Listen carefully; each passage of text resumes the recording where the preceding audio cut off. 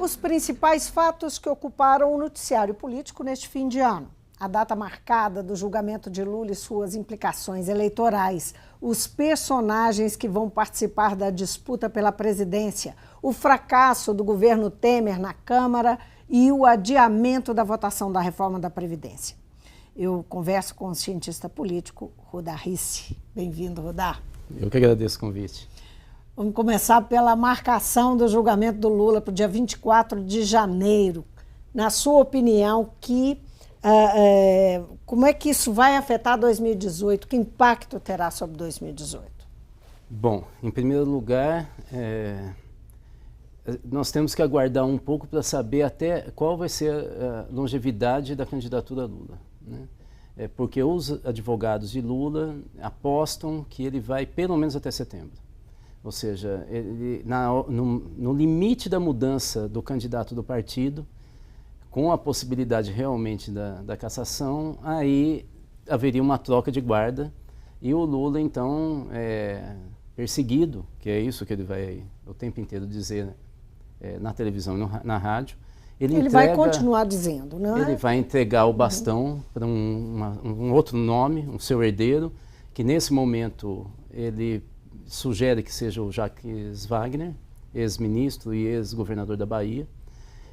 Mas há uma disputa com os paulistas pelo Haddad, e por isso o Lula já indicou para o Haddad ser o coordenador do programa de governo dele. Ele está fazendo está ajeitando, e com isso, então, ele iria para a campanha dizendo: quer votar em mim? Vote nele. Você está votando em mim, porque eu fui impedido por eles. Então, isso deve definir um pouco o cenário do que vai ser a eleição em outubro, né? Nós vamos ter que aguardar o Lula. Quando você diz isso, vote, se você quer votar em mim, vote nele, você está dizendo que ele tem como cabo eleitoral muita força, não é? Quer dizer, ou pelo menos quem está decidindo isso acredita na força dele como cabo eleitoral, ou é porque não tem alternativa? O que eu conversei com parte do staff do Lula, ou próximos do Lula, talvez não fosse staff, seria um exagero, mas muito próximos dele, eles dizem que o Lula vai até o final, porque se ele lançasse uma candidatura que não fosse ele agora, a dificuldade para garantir a eleição desse novo nome seria muito maior do que o Lula se projetar no segundo semestre do ano que vem como alguém perseguido e criar uma comoção nacional, como é a morte de um candidato durante uma campanha, e aí ele conseguiria fazer uma avalanche maior do que os 30%, que o Datafolha diz que seriam os eleitores do Lula que transfeririam seu voto para quem ele indicasse. 30% dá 10% do total do eleitorado hoje, né? Um pouco mais dos votos válidos. Mas, de qualquer maneira, se tem um candidato com um potencial de 5% e o Lula se hoje ele conseguisse transferir 10%, estaria empatado com o Bolsonaro e com a Marina, segundo o Datafolha, no cenário da eleição de outubro, sem o Lula. O Bolsonaro e a Marina estariam em torno de 15%, a Marina um pouco acima, mas dentro da margem de erro. Se tem um candidato que o Lula vai apoiar, que esteja em torno dos 5%, com a transferência estaria empatado. Se o Lula criar uma comoção nacional, dizendo ele é realmente perseguido, porque ele é trabalhador, porque ele é pobre, porque ele fez algo por nós, porque ele foi contra o que o Temer fez, ele pode projetar um pouco mais e aí vai para o segundo turno o candidato do Lula, ou seja, para o marqueteiro do Lula, o Lula vai para o segundo turno. Bom, há uma percepção que está expressa na mídia, né, na grande mídia, de que esse julgamento está dado. Até os membros do Supremo, tem membros do Supremo dizendo, surpreendentemente, né, dizendo dando essa opinião, né? Qual que você acha que é de fato o cenário mais provável? Olha, Porque existem pelo menos 3 cenários, né? Nós podemos dizer que ele pode ser inocentado, se é um julgamento, nós podemos dizer que ele pode ser inocentado, ele pode disputar sob júdice, né? E não disputar, são as 3 possibilidades. Primeiro e último eu duvido.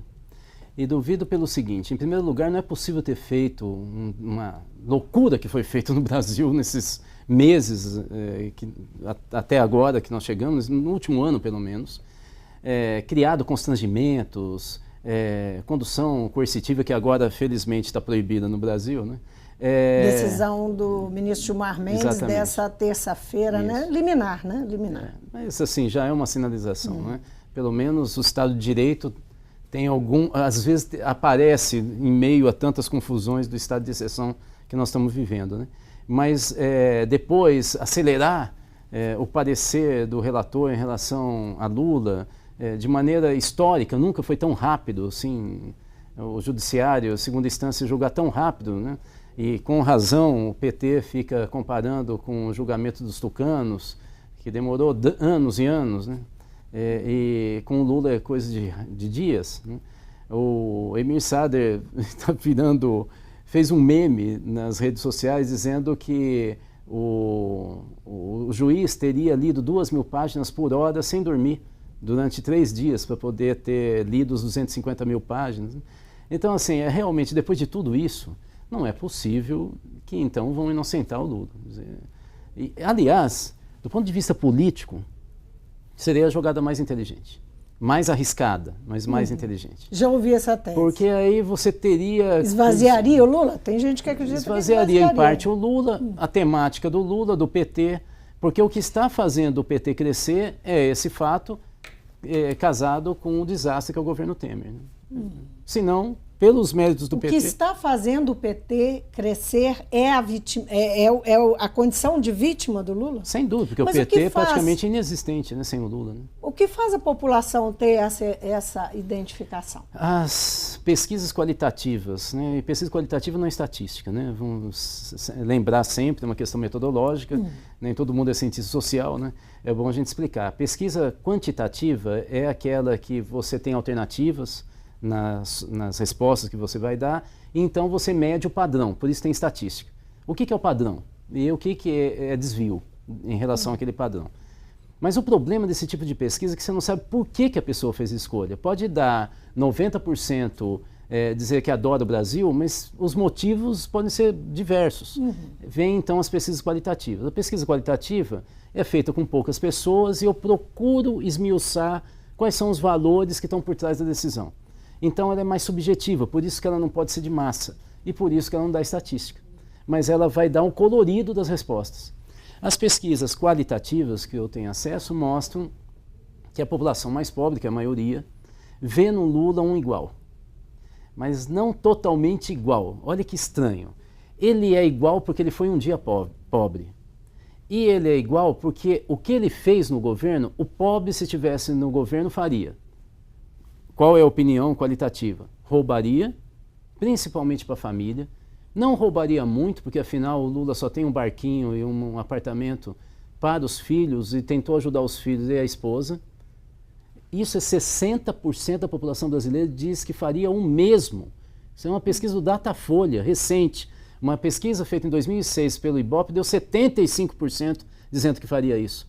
Mas a diferença é que o Lula foi pobre um dia e olha para os pobres. E é por isso que vota nele. Olha, para os pobres, aí é a questão dos programas sociais e a política. Exatamente, que foi ou seja, Adhemar de Barros Filho, Adhemar de Barros continua vivo, não é? Ele rouba, mas faz. E o Lula é mais do que isso. Ele possivelmente roubou, segundo os pobres, mas não fez de qualquer jeito. Ele fez para a paz do país e para os pobres serem classe média. Aí é imbatível. Agora, diante dessa situação, né, com Lula ou sem Lula, essa discussão, o que vai acontecer nas eleições do ano que vem, estão todos os seus adversários de esquerda ou de direita, ou potenciais aliados, os de esquerda. Né? O Lula não tem adversário pela esquerda. Nenhum. Nenhum. Nós temos aí nomes que estão colocados. O Boulos, né, que pode vir a ser candidato pelo PSOL.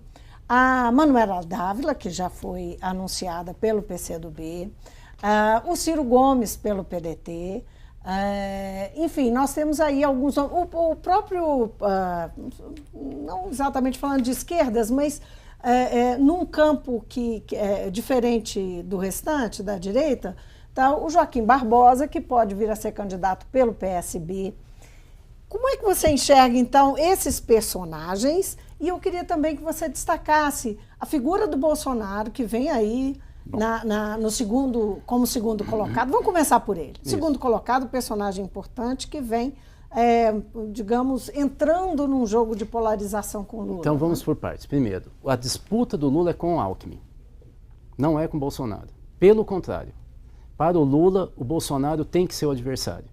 O Alckmin, desde que assumiu a presidência do PSDB, agora, há poucos dias, ele se lançou candidato a presidente, ele vem vazando para a grande imprensa e para as redes sociais uma série de notícias que tentam minar a relação de confiança do Bolsonaro com a base de eleitores dele. Por exemplo, ele vazou uma matéria, uma entrevista que o Bolsonaro deu em 1999 para o César Felício, quando ele estava no estado de São Paulo. O César agora é do Valor Econômico. Eu, inclusive, liguei para o César. O César fez a quarta capa de um livro meu sobre o lulismo. Então a gente se conhece bem. Eu falei, César, isso daí é um fake? Ele, não, eu fiz essa entrevista com o Bolsonaro, em que o Bolsonaro dizia que ele achava que o mundo ainda ia ver o valor do Chaves. E elogiava o Chaves o tempo inteiro. Veja bem, não é a esquerda que gostaria de vazar esse tipo de entrevista, porque afinal o Chaves está no campo, pelo menos no imaginário, da esquerda. Não é? Foi o Alckmin, evidentemente, que vazou, porque isso mina a confiança do eleitor de extrema-direita num candidato que fala bem do Chaves. Não, pelas próprias pesquisas, Bolsonaro avança sobre o eleitorado, então principalmente veja, do Alckmin. O que eu estou querendo dizer é, para o Lula, o Bolsonaro é um bom candidato, porque ele polariza e com isso ele destrói o centro, os dois polarizados. Obriga o eleitor a fazer uma escolha entre a extrema-direita e o Lula se dizendo de centro, e dizendo que cede tudo, se for o caso. Inclusive, ele está elaborando a segunda carta ao povo brasileiro, que a primeira versão que me chegou era bem estranha, mais estranha que a primeira. Então, assim, ele oferece quase tudo. E aí obrigaria um eleitor de centro a caminhar um pouco para a candidatura do Lula ou se abster. O que, com o Lula à frente... O Alckmin não tem possibilidade de minar isso? Ele tem uma figura, apesar de minar quem? De minar essa entrada pelo centro. Mas Ele isso. não representaria então, essa figura mais equilibrada? Exatamente. Então a disputa do Lula é com o Alckmin, não é com o Bolsonaro. Assim, o Lula tem que, inclusive, insuflar a candidatura do Bolsonaro para o Alckmin não ter sucesso. E na medida que o Alckmin... Vamos só lembrar, grande parte do eleitorado do Bolsonaro votou o tempo inteiro no PSDB como anti-Lula. Não é que, eu não estou dizendo que o eleitorado, essa parcela do eleitorado do PSDB é de extrema-direita. Eu estou dizendo que a extrema-direita, o eleitorado de extrema-direita no Brasil e de direita, não via opção antes do Bolsonaro, agora vê. O Alckmin, ele precisa puxar a candidatura dele para a direita e ele precisa minar a candidatura do Bolsonaro para ele ter chance. Na medida que o Bolsonaro começar, e deve desidratar, a candidatura do Alckmin deve crescer. Portanto, a possibilidade da polarização histórica PT-PSDB ser refeita e ser reconstruída depois do interregno chamado governo Temer está na ordem do dia. Ou seja, tanto barulho por nada. As estruturas partidárias seriam importantes nesse sentido? São, mas eu acho que no a questão caso... do Bolsonaro não ter estrutura partidária? Não tem estrutura partidária e possivelmente não tem dinheiro, né? Porque ainda está sob júdice, né? Esse uso do fundo eleitoral, né? E se ele não tem dinheiro, ele não tem como atrair para o partido dele, que vai ser o tal do Patriota, né? Marina Silva Meirelles... Olha que estranho. Segundo o Datafolha, se o Lula não for candidato e sumir, ele não aparecer... E não apoiar, não apoiar ninguém, se ele desaparecer do mapa, é a Marina que tem mais vantagem com isso e ela passa... Na verdade, ela empata com o Bolsonaro, ela passa, mas dentro da margem de erro. Então, ele empata com o Bolsonaro e o Bolsonaro estaciona. Né? Então, e mais... Você vê que situação mais paradoxal que nós estamos vivendo. Se o Lula disser que o candidato dele é Ciro Gomes, o Ciro Gomes empata com o Bolsonaro e com a Marina. É muito impressionante esse cenário. Então, Tem muita gente que faz uma leitura que é muito parecido, semelhante ao 89. Você vê essa relação? Exatamente.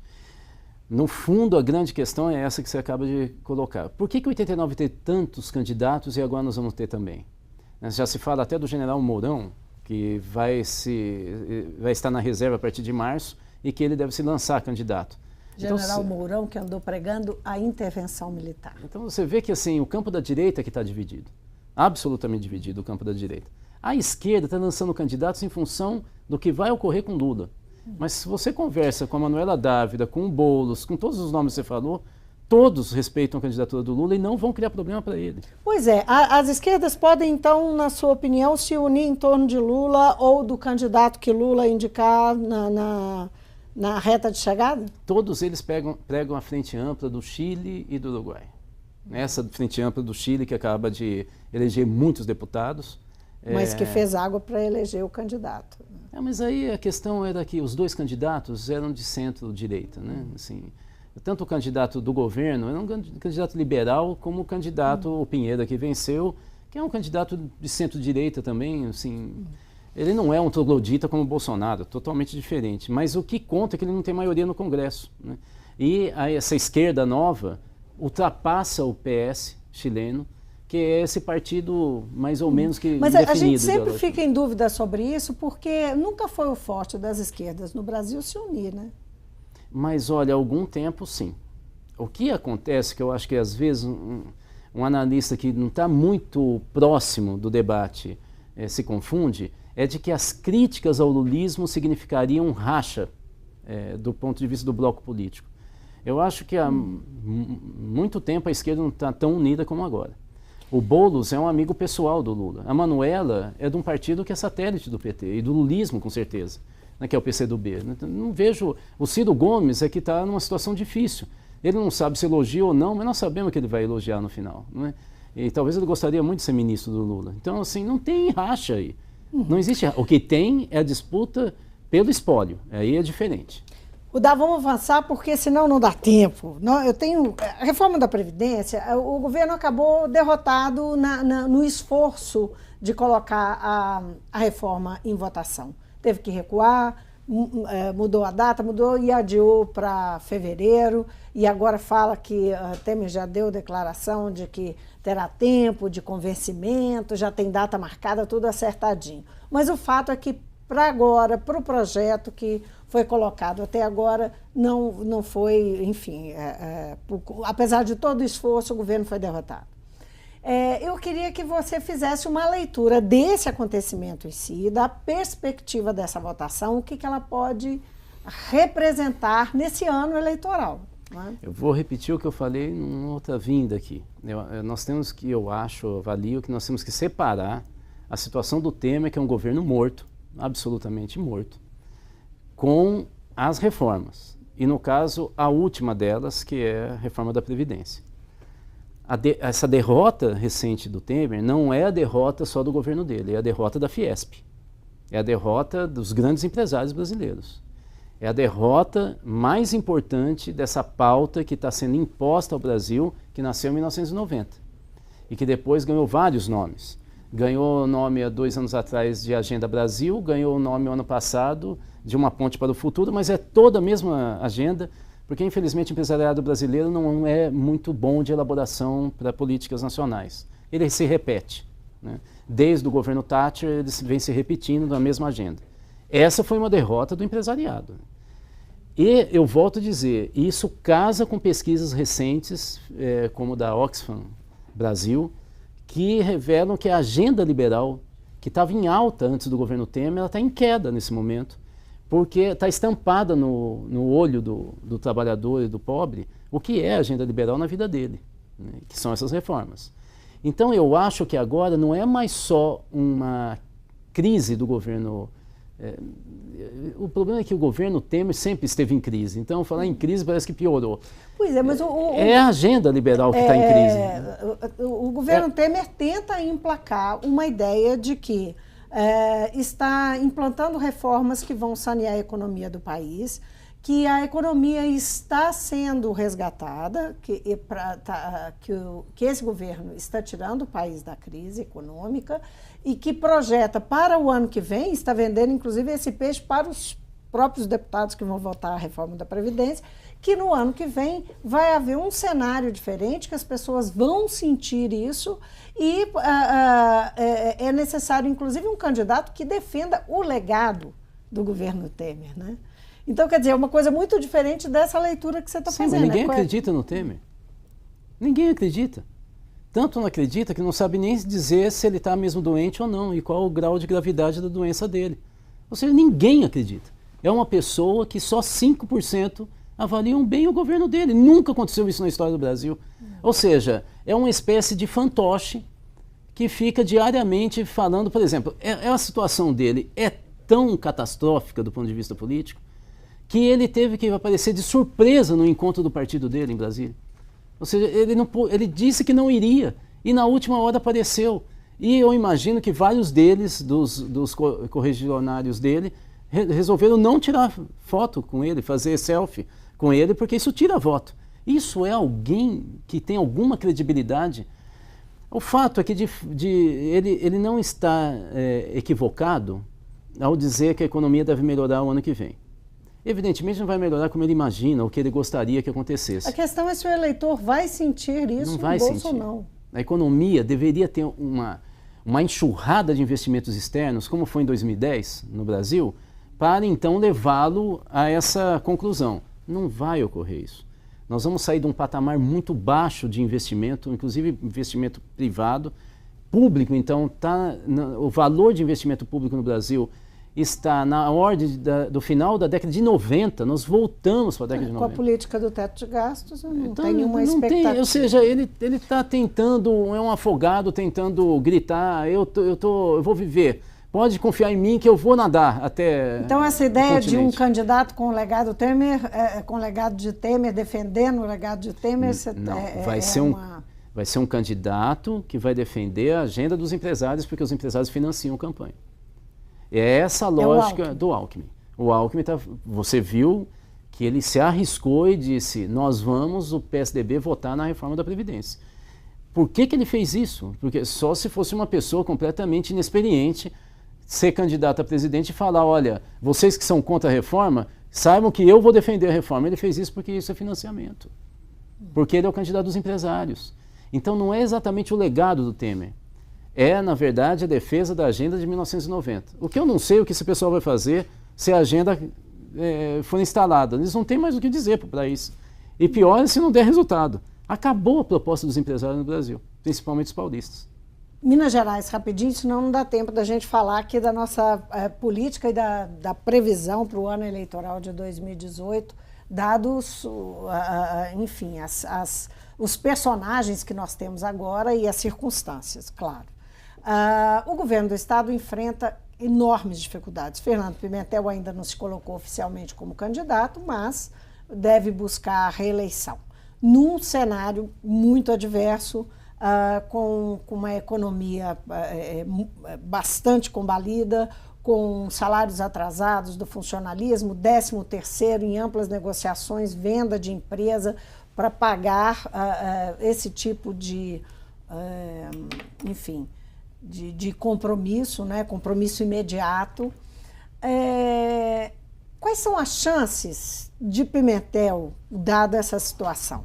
Chances altíssimas. Altíssimas. Por quê? São altíssimas porque a oposição é pior do que ele. Só por isso. Por que é pior?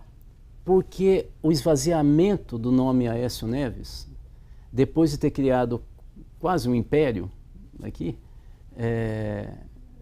desmontou a oposição. Criou problemas para nomes que eram jovens em ascensão, como Diniz Pinheiro, nomes do PSDB que tinham uma história fortíssima e que você vê que ele não tem mais o peso que tinha, como Marcos Pestana. Ou seja, havia... O próprio Anastasia, ele quer sumir da política. Ele vem formando isso. Quer dizer, se não é verdade, é o máximo da antipolítica que eu já vi. Então, o esvaziamento de Aécio esvaziou junto todo aqueles nomes que apareciam no cenário mineiro, e aí fica o homem que tem a caneta na mão. Agora, Rudá, O senador Aécio Neves, ele dá sinais de que ele está disposto, ele tem dito, né, mais do que dar sinais, ele tem dito que está disposto a disputar a eleição e para disputa até para o governo do Estado ou para o Senado, numa sinalização de que ele está no jogo. Uma sinalização para ele, né? Para os seus pares políticos, para o seu campo político. Ele tem alguma condição de continuar na liderança? Você não acha que ele pode sobreviver a tudo isso? Eu, se fosse do staff do Aécio, sugeriria ele ser candidato a deputado federal. Porque ele pode pegar alguns prefeitos do interior, ele pode ter uma base eleitoral razoável, era seguro, volta para a Câmara dos Deputados, onde ele começa a jornada dele em Minas. Ele tem seguro 4 anos, né, de exposição, e ele teria, como sendo deputado federal, ele teria que estar toda hora aqui em Minas e reconstruir a base política dele. Isso é que uma pessoa madura com cabelo branco como eu sugeriria para uma pessoa de cabelo preto e muito jovial, não é? Acho que o Aécio deveria ter menos adrenalina na fala dele e mais ponderação. Rodar, muitíssimo obrigada pela sua presença no mundo político. Eu que agradeço mais uma vez. Eu conversei com o cientista político Rudá Rissi. Nosso assunto principal aqui, as perspectivas para as eleições do ano que vem, num cenário que agora nós temos de Lula à beira de um julgamento de segunda instância, o governo Temer com uma derrota e um adiamento da reforma da Previdência. Falamos um pouquinho sobre as perspectivas também para a disputa para o governo do Estado, com a possibilidade do governador Fernando Pimentel buscar a reeleição e Aécio sinalizando de que quer voltar para a disputa, quer voltar a liderar, a comandar o campo político dele. O Mundo Político fica por aqui. Obrigada por nos acompanhar e até o próximo programa.